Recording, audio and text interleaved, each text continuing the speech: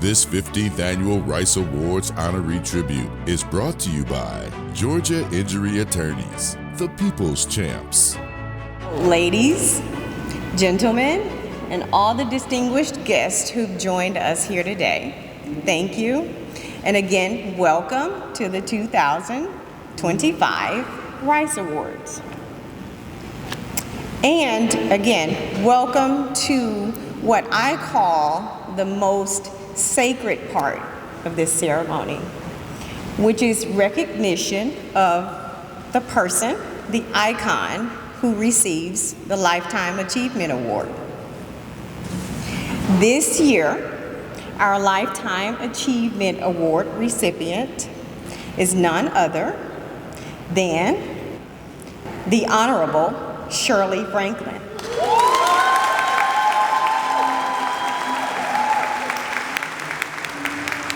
Again, we've gathered here to recognize her as a public servant, but not only that, but as a trailblazer as well.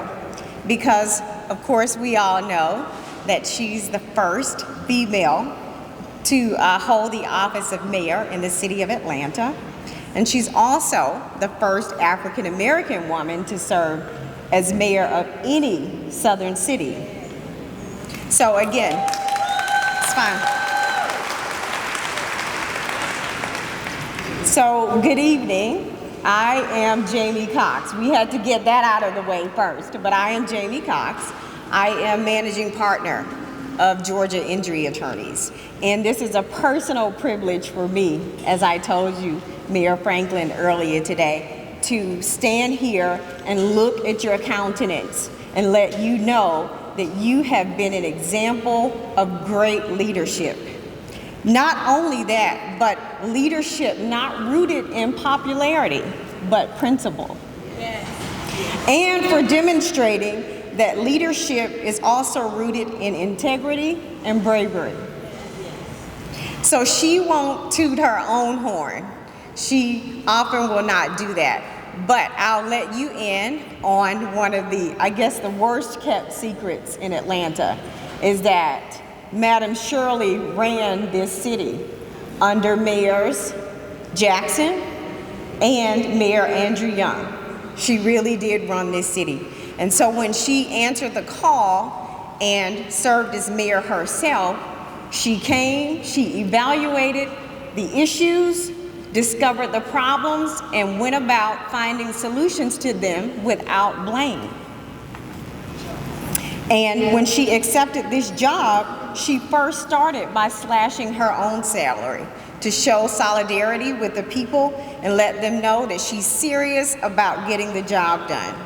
And for her success, because when she came to the helm of the city of Atlanta, we all know that there were many issues. One being there was a fiscal issue here that she had to solve. But also our sewer system was broken and crumbled. She tackled those with both strength and integrity. And for that, she received the prestigious Profiles in Courage Award from the John F. Kennedy Library Foundation.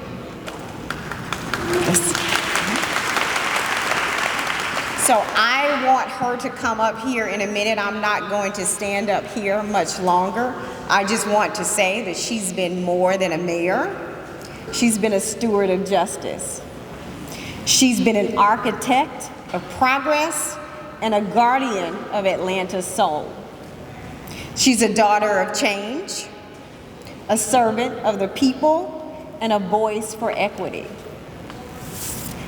I want everyone to let her name be spoken with reverence. Let her legacy be studied with care.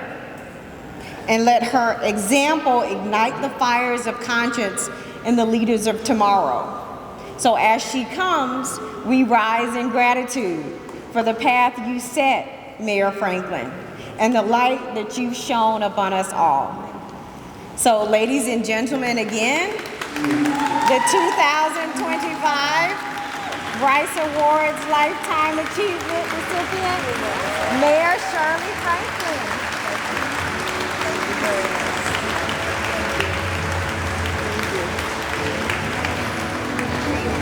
One more thing.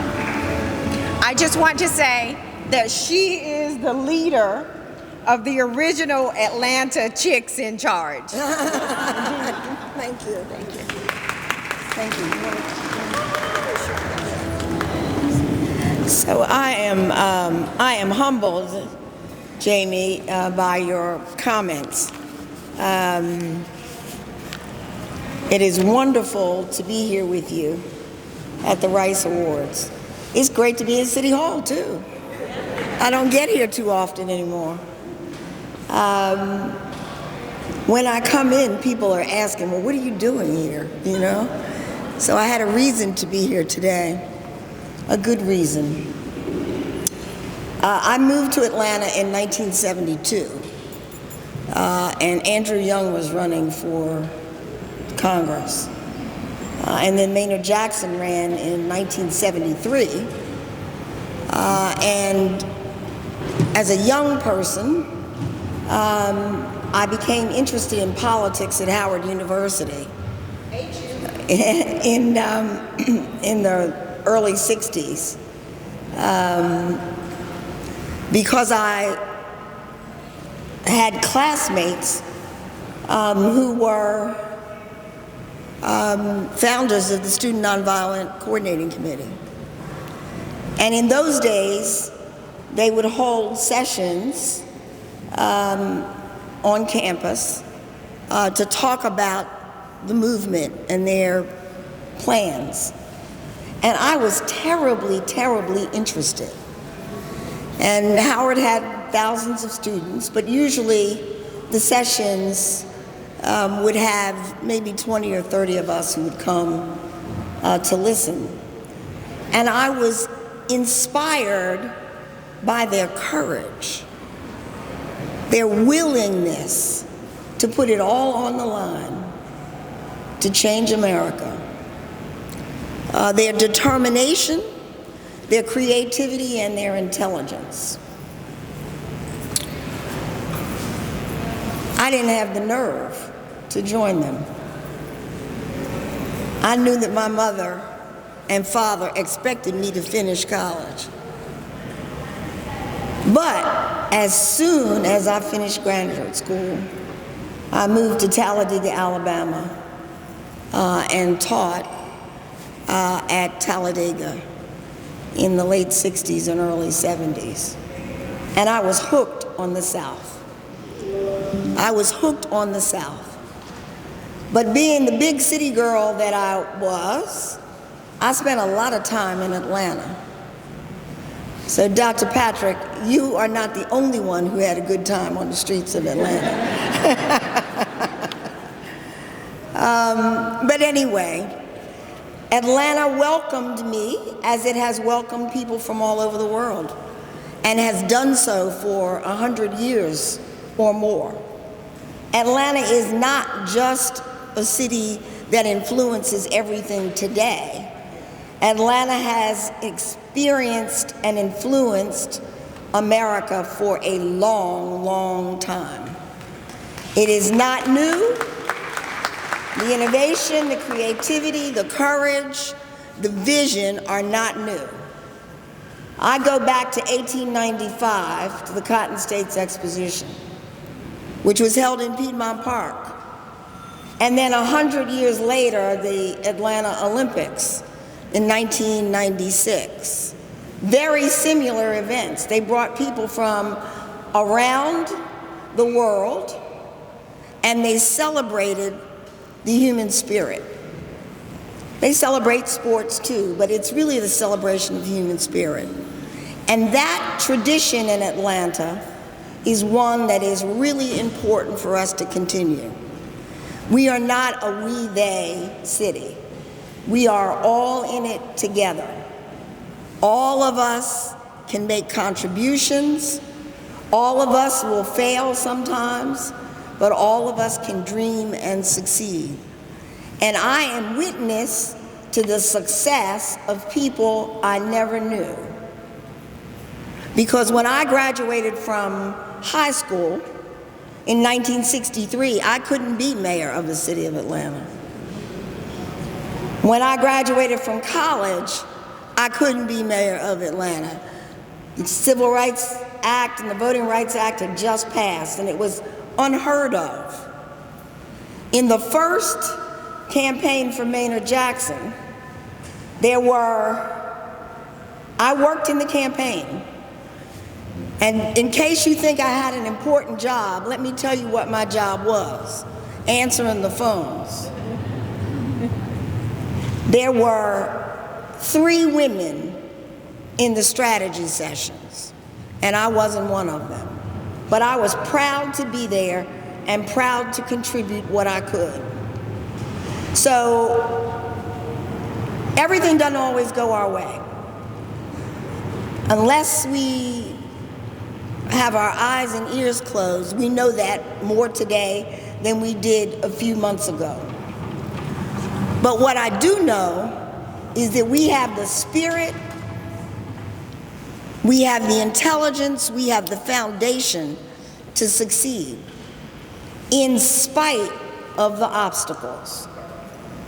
I try to live my life unafraid, fair, honest, hardworking.